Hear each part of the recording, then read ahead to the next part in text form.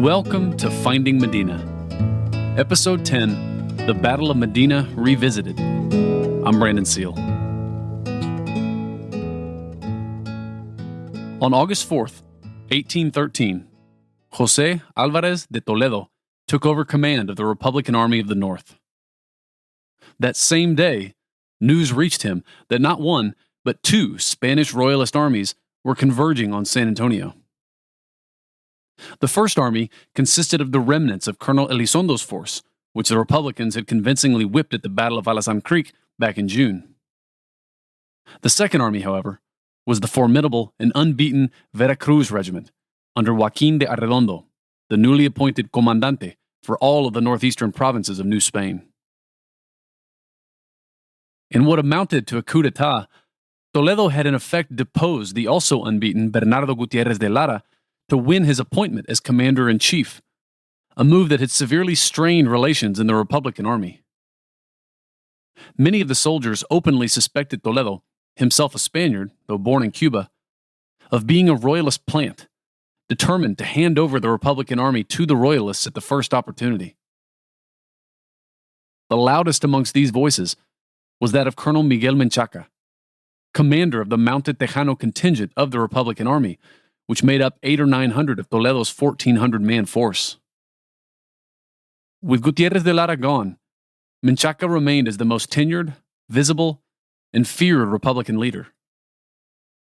The Royalist commander, Joaquín de Arredondo, went so far as to place a 1,000 peso bounty on Menchaca's head in a laughable attempt to entice someone to betray him. Perhaps Arredondo didn't appreciate, however, what the name Menchaca meant to Tejanos, who had relied on Menchacas for nearly a century for their protection, or to the 100 or so Native Americans in the Republican ranks, who had been dealing or fighting with Menchacas since the 1690s. Needless to say, the bounty bought Arredondo nothing. Toledo, by contrast, remained an unknown to most of the men in the Republican Army. Many probably echoed the sentiments of one Señora Rodriguez, quote, "Were Menchaca in command, we would be safe. But who is this Gachupin? Has he ever won a battle?" End quote. As we noted in the previous episode, there was no love lost between Menchaca and Toledo. From the start, Menchaca doubted Toledo's motives, confiding to a friend that he believed him to be plotting some form of treachery.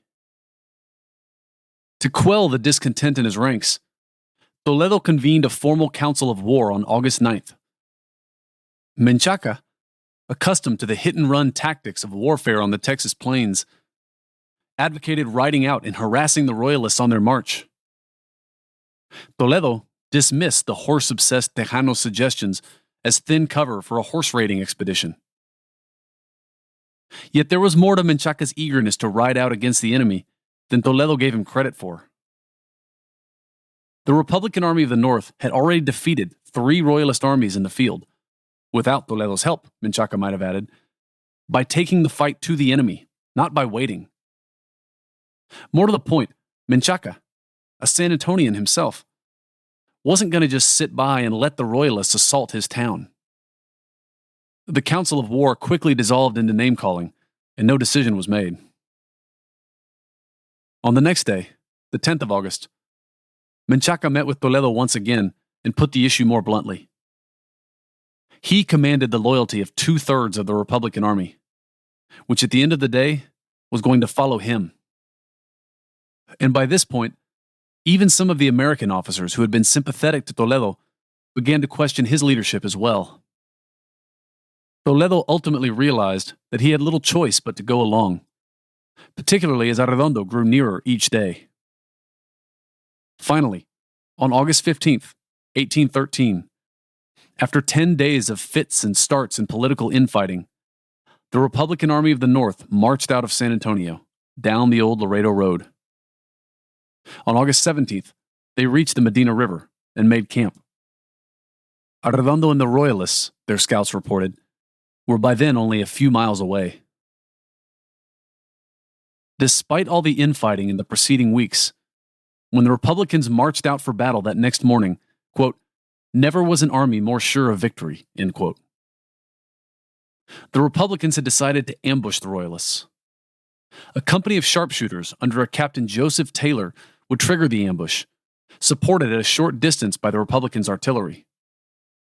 Menchaca's mounted Tejanos, the bulk of the force, would be held back in 3 massed columns to guard the various crossings of the Medina River, preventing any sort of Royalist in-run into San Antonio and poised to charge at the first sounds of battle. 2 regiments of American infantry, named the Washington and Madison regiments, were supposed to frontally assault the Royalists and pin them down, while the sharpshooters under Captain Taylor tried to flank the Royalists once the battle had commenced. Accordingly, before dawn on the morning of August the 18th, Captain Taylor and his company of sharpshooters marched down the Laredo Road to a forward position in a brush line a few miles south of the Medina River, just north of the thick Encinal de Medina. With hills on either flank and an open plain separating them from the Encinal, all of the commentators of the battle agreed that the Republicans had chosen an ideal spot to ambush the approaching Royalists. And by all of the commentators of the battle, I'm including Arredondo. The Royalist general, it seems, had been made aware of the funneling effect of a little canyon carved by the Laredo Road at this point. So on the morning of the battle, August 18th, 1813, he ordered his army off the main Laredo Road to march cross-country toward a different crossing of the Medina River.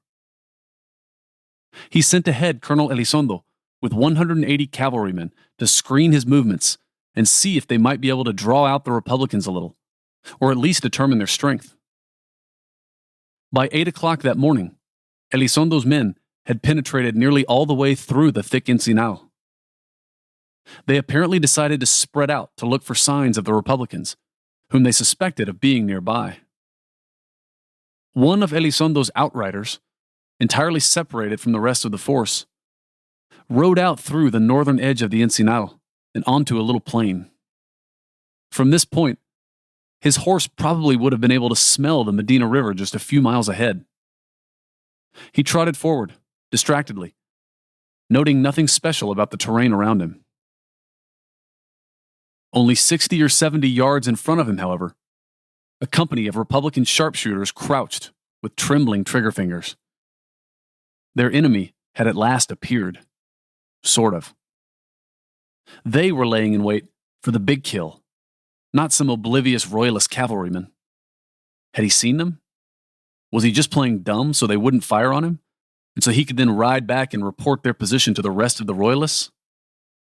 His presence meant that his comrades were probably nearby, of course, which meant that even a single rifle shot could give away the Republicans' position to the larger Royalist force that they still had a chance at surprising.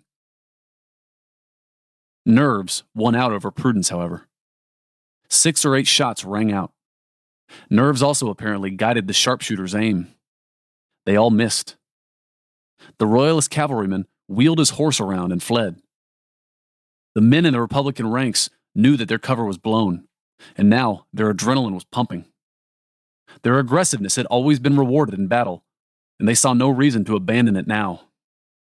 The Washington and Madison regiments emerged from their hiding spots and started rushing after the retreating Royalist cavalrymen.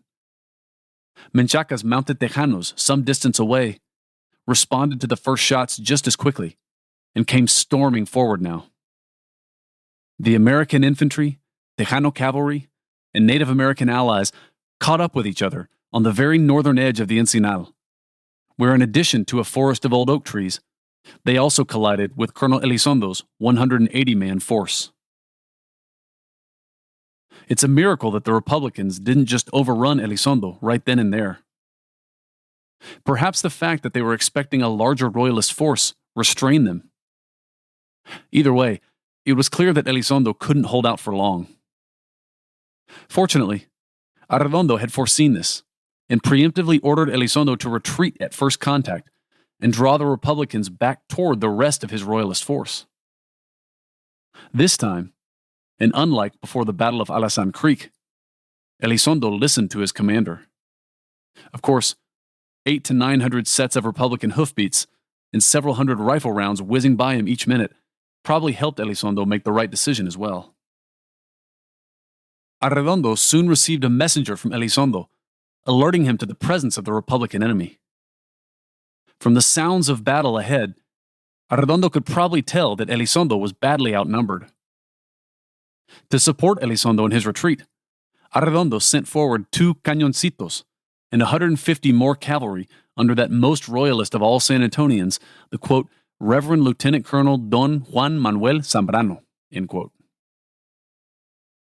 When they saw Zambrano's force joining up with Elizondo's, some Republicans thought that they now had the entire royalist army in front of them. This has to be taken as a testament to how well Elizondo and Zambrano and their men fought. That their 330-man troop fooled at least some of the Republicans into thinking that they were facing a force that they knew to be several thousand strong. The illusion wasn't nearly enough to actually stem the Republican tide, of course. The Republicans soon captured Zambrano's little cannons. Then they began to encircle the entire Royalist troop. They tasted victory. The Royalists felt the noose tightening and began to pull back. But the Republicans didn't let up.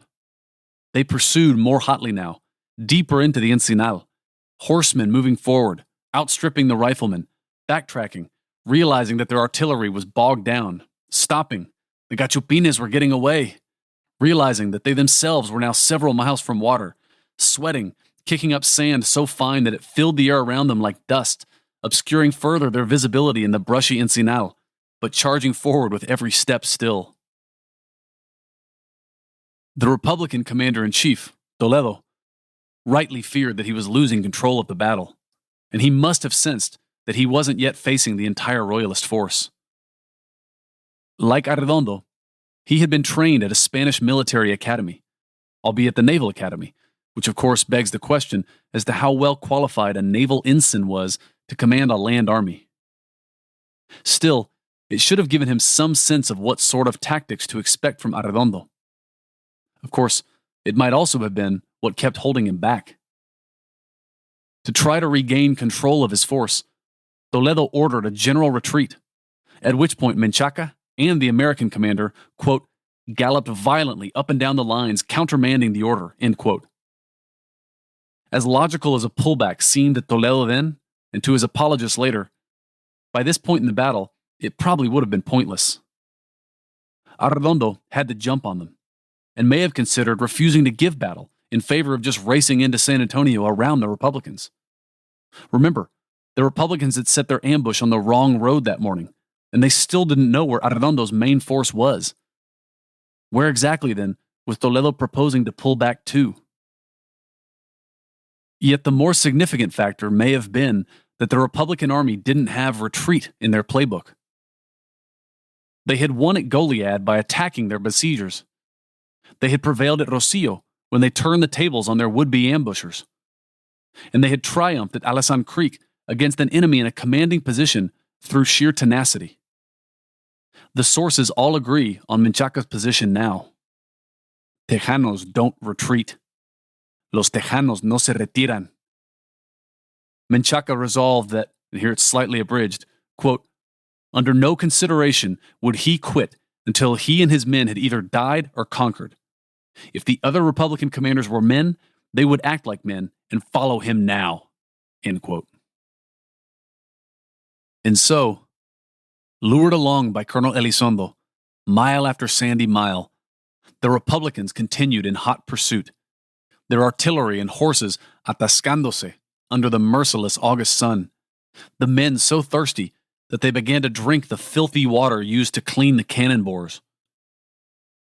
Half a mile passed, or maybe 2, or maybe 4. It was hard to keep track.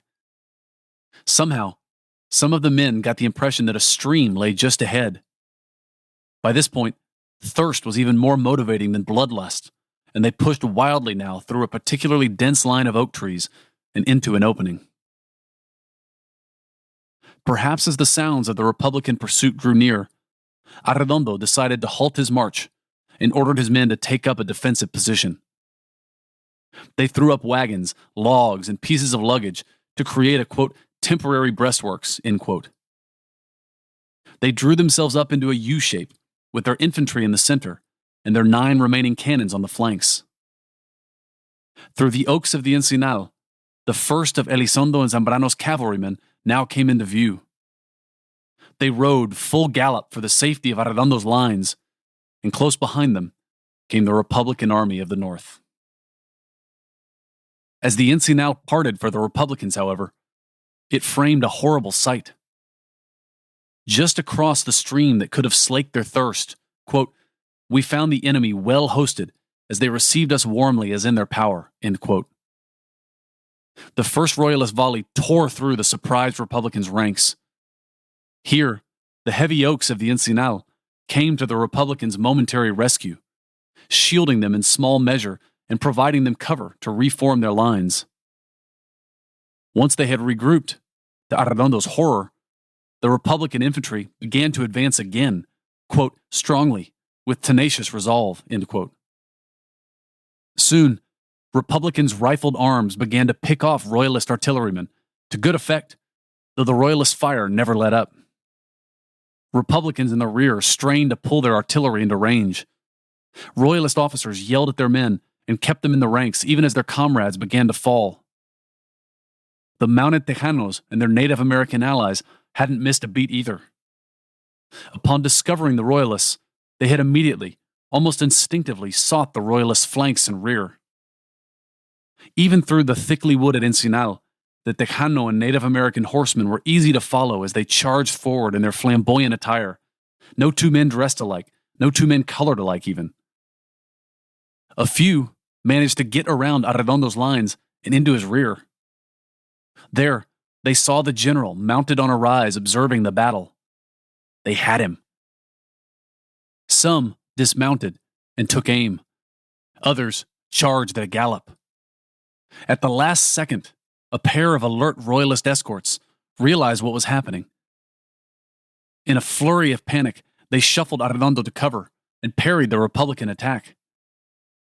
Arredondo then called up more of his cavalry, repositioned his forces to better protect his rear and baggage train, and fought off the Tejanos, who were forced to pull back and regroup. For maybe 3 or 4 hours, the armies traded fire, the Republicans' all-green banner lashing out at the image of Nuestra Señora del Carmen under which the Royalists fought, as little as 40 yards separating the poor infantrymen, while the mounted majority attempted to maneuver around each other. The Royalists, we know, fired 950 cannon rounds in total, and thousands of smaller arms. The Republicans, presumably, matched them rifle shot for rifle shot. In the end, it was a scene out of Dante. Quote, "The loose soil had been reduced to an impalpable powder. The clouds of dust and the smoke of burned powder formed a dense mantle made lurid by the glare of flaming guns," end quote, one Republican later recalled. Yet the Republicans, slowly, began to feel their advantage. They noted dead Royalist artillerymen piling up around their guns. And so Menchaca, the Tejanos, and their Native American allies mounted up again and rode out around the Royalist flanks. And the Republican riflemen pushed forward against their fate one last time.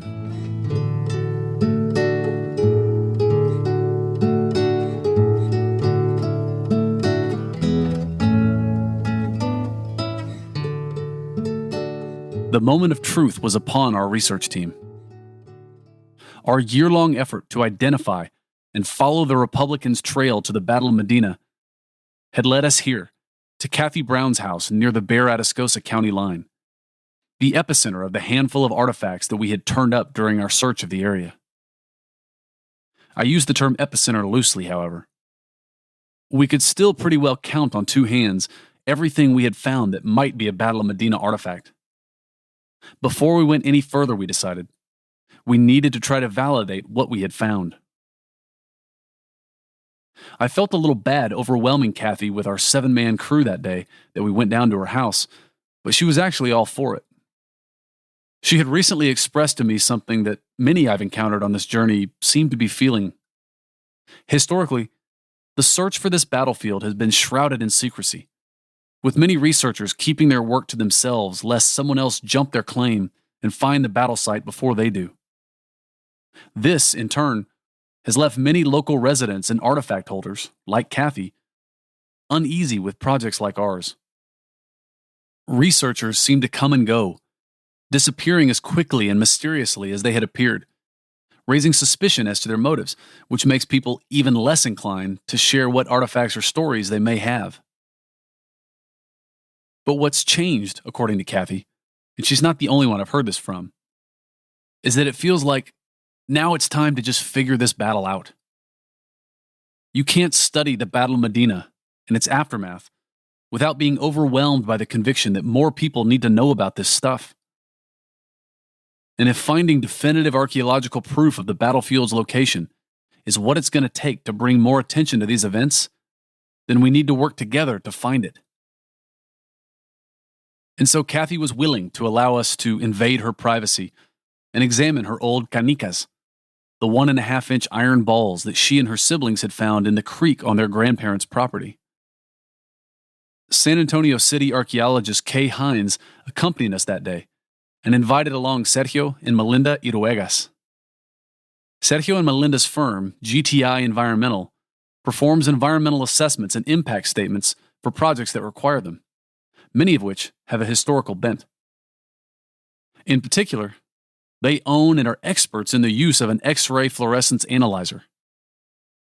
An X-ray fluorescence analyzer, or an XRF for short, looks like a policeman's handheld radar. You hold it about 3 inches away from the object you want to analyze, pull the trigger, and you let it work its magic. It's non-invasive, non-damaging, and astonishing, really, for the level of detail that it can give you about the exact metallurgic composition of the object in question. Of course, our goal was to stump the XRF analyzer. We wanted Kathy's little iron balls to read out no match, indicating that they were made of some kind of pre-modern field-cast alloy that defied recognizable modern classifications. While Sergio and Melinda warmed up their XRF analyzer, we laid out 5 objects that we wanted to test that day. The first 2 were modern mild steel and cast iron balls that I had brought along as controls. The next was a 3-inch ball that someone had supposedly found several miles north of Kathy's house and turned into Kay Hines years ago. It sure looked like a cannonball, and its proximity to Kathy's artifacts gave it new relevance, so we decided to test it. The last 2 artifacts were Kathy's canicas, the balls that she and her siblings had found in Las Gallinas Creek as children. So first, we tested the XRF analyzer on the modern mild steel and cast iron control balls. LAC, the XRF screen read for the first ball, and nothing more, indicating that it was your basic, modern, low-carbon mild steel. Then the second ball, LAC, and additionally, 2.3% pure Fe, the XRF read out, correctly detecting the 2% iron content that sets cast iron apart from plain mild steel. The machine seemed to be dialed in. Next, we turned the XRF gun on Kay's 3-inch ball. The scan took a little longer than the other ones, making us think at first that the machine wasn't working. Then, we began to hope that the XRF analyzer was simply struggling to identify this artifact's composition. At last, the scan ended. LA3115 and LA86L20, it read out. What in the world did that mean? As I excitedly Googled the code, Sergio tamped down my expectations. That the XRF analyzer had found a match at all indicated that those were decidedly modern steel alloys. My Google search quickly confirmed that he was right. That result surprised me, though, and I'll confess, it kind of threw me for a loop. Since the moment that Kathy had revealed her iron balls to us, I'd been researching, trying to figure out what other things perfectly spherical iron balls could be used for, and I hadn't come up with much. They aren't usually used for ball bearings, which are generally stainless or chrome to prevent fouling from rust. And solid balls aren't typically used for decorative purposes either. It's much cheaper to use hollowed-out balls. A railroad track ran parallel to Las Gallinas Creek, But consultations with friends in the rail business found no obvious uses for solid 1.5-inch steel balls in rail operations either. What else could a several-inch diameter iron or steel ball be, though? We turned at last to Kathy's canicas. We picked up first the slightly smaller of her two balls. Measuring about 1.5 inches across and weighing 7.9 ounces, it didn't look 200 years old. It was smooth, with no signs of pitting, and didn't have the kind of seam around the circumference you would expect from something that had been cast. But maybe I was just being jaded from the results of the previous scan. We ran the XRF analyzer across Kathy's smooth ball, and after a few minutes, we had our result. It read out, LAC, 2.6% pure Fe. It was cast iron. Now, cast iron itself was around in the 1800s, and occasionally could have and probably was used in munitions, so this didn't rule it out entirely. But the XRF analyzer was pretty sure that the steel in this ball was modern, pretty well ruling out a Battle of Medina connection. Of course, the presence of an old, solid cast iron sphere in the middle of the encinal made no more sense to me than a 3-inch mild steel ball did, but we had to trust our instruments. All of our hopes now rested on Kathy's last ball. Rusted, pitted, and weighing in at 9.6 ounces, it looked more promising. Sort of like what you would expect a 200-year-old cannonball should look like. The XRF analyzer would tell us for sure, though. So we pulled the trigger and waited. I rotated the artifact slowly in my hand, massaging it like the least effective stress ball you've ever felt in your life. My expectations were low, but my nerves were high. The reading finally popped up. No match. No match. No match was the best that we could have hoped for. We knew starting out that the XRF analyzer wasn't going to confirm whether any of our artifacts had definitively come from the Battle of Medina.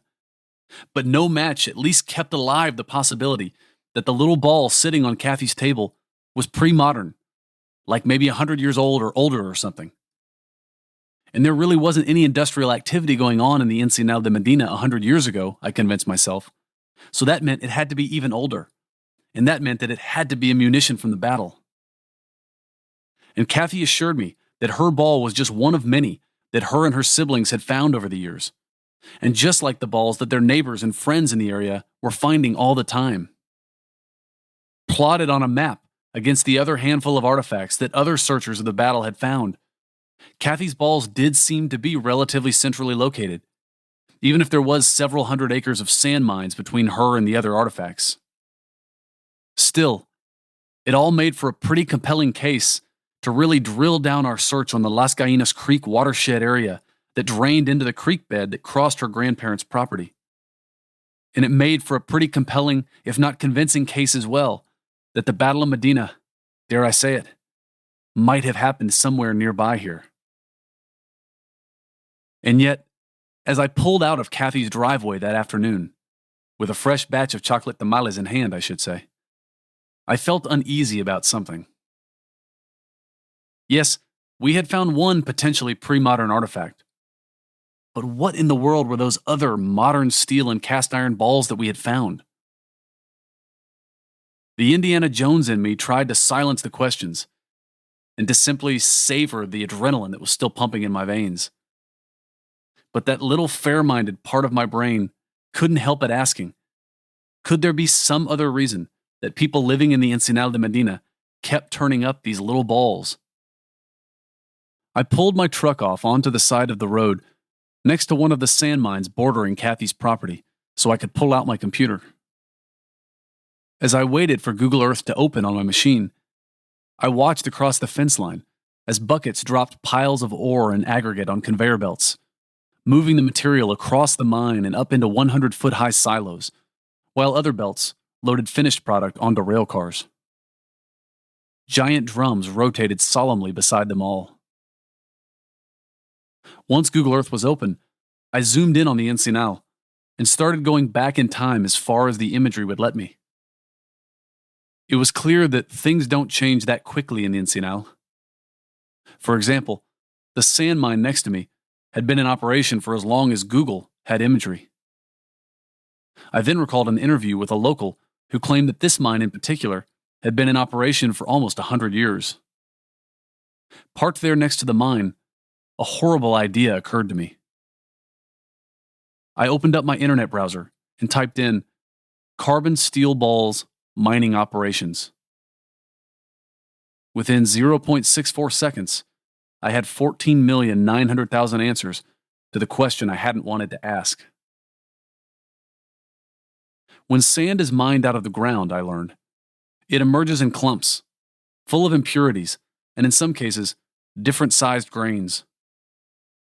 To break down this material for sorting into consistent batches, the sand is dumped into giant drums, like a big old cement mixer, and rotated to crush and smooth the raw ore.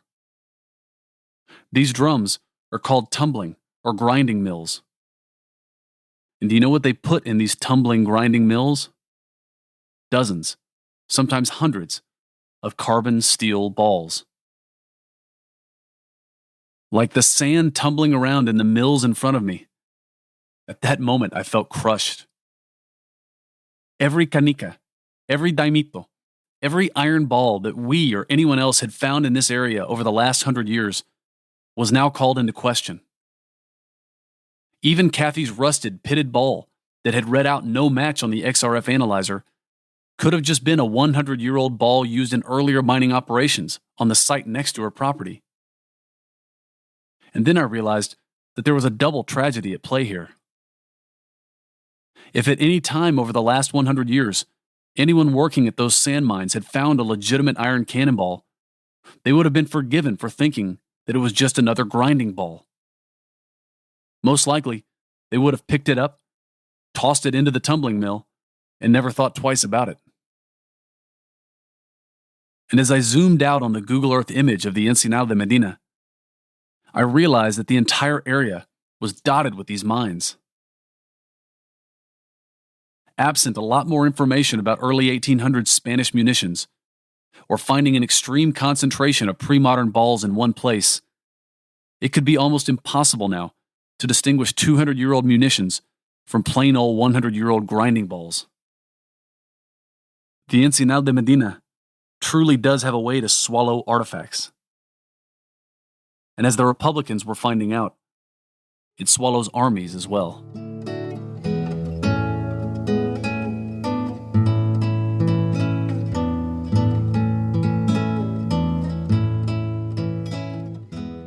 Just around the moment that Colonel Miguel Menchaca rode off with his mounted contingent in one last push to turn the Royalist flank, a gust of hot wind blew in from the southeast. The dust suspended in the air by thousands of pairs of trampling feet sandblasted the faces of the fatigued, sunburned men fighting in the melee. The wind cleared the dust and smoke from the battlefield, however, and Arredondo, situated on his perch above the fray, found his view of the battle markedly improved. The Republicans, he realized, were in a perilous position. Although their infantry was slowly, doggedly closing in on his lines, their casualties lay piled up all around them, and they were now separated from their cavalry. And he could read their weariness on their faces. They had been marching since before dawn that morning, through the August sun, without water, and across sand that swallowed everything it touched. There's a saying in Spanish that el diablo sabe más por viejo que por diablo. That the devil knows more because he's old than because he's the devil. And the devil Arredondo had learned more than a few tricks during a career waging war throughout the world. He called at this moment not for more troops, but for his buglers. He ordered them to sound out the notes of victory, a bugle call known in Spanish as the Diana. When his soldiers heard the call of victory, they found new energy and began to push forward. By contrast, When the Republicans heard the notes of victory ring out from Arredondo's bugles and saw the Royalists advancing on them, it confused them. In spite of all their losses to that point, the Republicans thought that they had been winning. They had disabled most of the Royalists' 9 cannons, and the Spaniards' shots now were few and far between. One Republican believed that, quote, 15 minutes more, end quote, would have given them victory, an opinion shared and echoed by many contemporary commentators of the battle. Of course, it may also simply have been that they didn't know what it felt like to lose. Then, right around that same time, they caught another stroke of bad luck. Somewhere around Arredondo's flank, a piece of canister shot found Colonel Miguel Menchaca's neck. Severely wounded, the gallant San Antonian, quote, every inch a patriot, wise, brave, and a born leader, end quote, tried to fight on, but he didn't get far. He fell, either there on the field or, according to his cousin, in Calaveras Creek, just a few miles northeast. A quick aside here. Though the evidence suggests that the body found on Blue Wing Road in 1968 with a piece of canister shot in its neck was too young to have been that of Colonel Menchaca, it's a little uncanny how well that body fits the traditional description of his death. Lieutenant Colonel José Francisco Ruiz didn't have time to contemplate these things, however.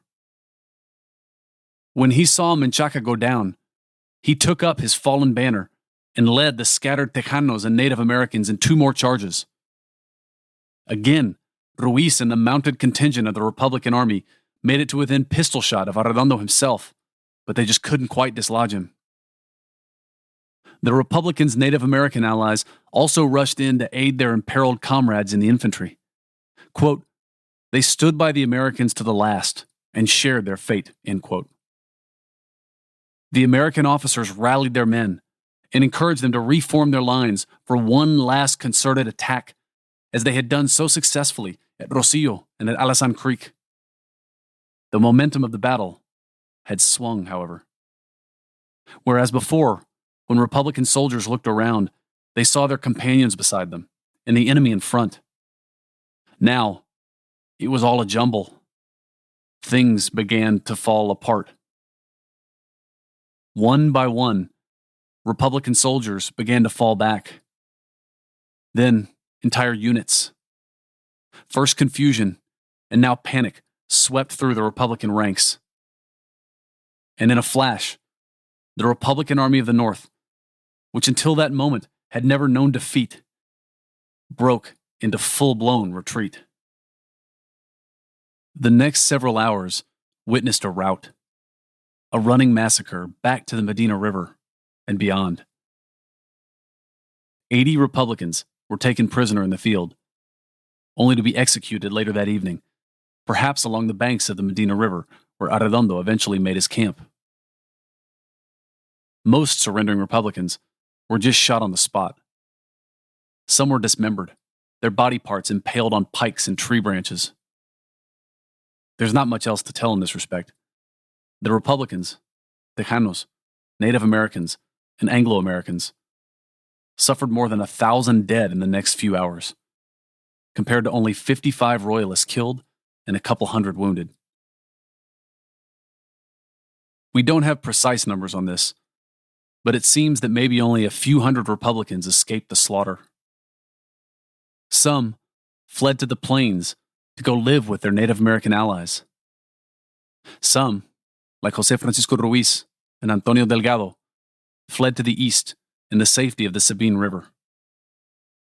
Yet Arredondo wouldn't let them go so easily. Without allowing him even a day's rest, Arredondo sent Elizondo in pursuit of the fleeing rebels, with orders to visit royal justice upon any that he might capture. In case you were worried, you'll be glad to know that the Republican commander-in-chief, General José Álvarez de Toledo, got away. When he realized that the battle was lost, he rode back to Louisiana as fast as his horse could carry him. From there, his prospects rapidly improved. Validating Menchaca's and others' suspicions, Within a few years, Toledo was an active informant for General Arredondo in New Orleans, passing him reports on the activities of Bernardo Gutiérrez de Lara and others who continued laboring for independence. Toledo would ultimately return to Spain, where he provided testimony against his fellow former revolutionaries in exchange for immunity. He would die in his bed 40 years later as a trusted advisor of the Spanish king in a cushy appointment in Switzerland, the thousands of dead Texans that he left behind him, presumably long forgotten. Unfortunately for San Antonians, however, General Arredondo wasn't inclined to forget the past so easily. After taking a couple days to rest his men and bury his dead, he entered San Antonio, intent on teaching San Antonians a lesson that they would never forget.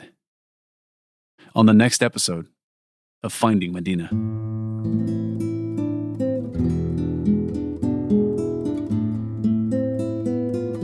Thank you for listening. I actually do have an exciting announcement here about a discovery that we did make leading up to this episode. The mysterious Joseph Baer, a longtime contributor to this podcast, has finally revealed to us his identity. His real name is Joseph Alvarez, no relation to José Alvarez de Toledo, I'm assured. After reading Schwartz and Tonoff's Forgotten Battlefield in one sitting many years ago, Joseph Alvarez has devoted nearly 20 years of his life to finding the battlefield, and neither time nor distance, that is, he's lived in Greece since 2003, has tempered his drive. As a native San Antonian from a long line of Bejareños, I think researching this topic is Joseph's way of staying connected to his roots, something I totally get. I bring all this up because Joseph's done as much detailed analysis of the Battle of Medina itself as anyone I've come across, and he has very generously allowed me to share it with you all on the Rivard Report webpage for this episode. Please go check out Joseph's documents that I've posted there. They'll help you visualize some of the things that I've tried to describe in this episode. Editing for this episode was performed by Susana Canseco, sound engineering by Stephen Bennett. A special thanks to my friend George Gaitan for letting us use his music on this series. You can find out more about him at georgegaitan.tripod.com. Thanks as always to my SWCA research buddies, Crystal Allgood, Rob Lakowitz, and Zachary Overfield, as well as to former San Antonio City archaeologist Kay Hines. Thanks to Brian Stauffer, our unofficial Old Spanish document transcriber, to Samantha Alanis, our cartographer-in-chief, to Cesar Gutierrez, our unofficial Archivo General de la Nación researcher, and to UTSA's Dean of Libraries, Dean Hendricks, our all-other document finder.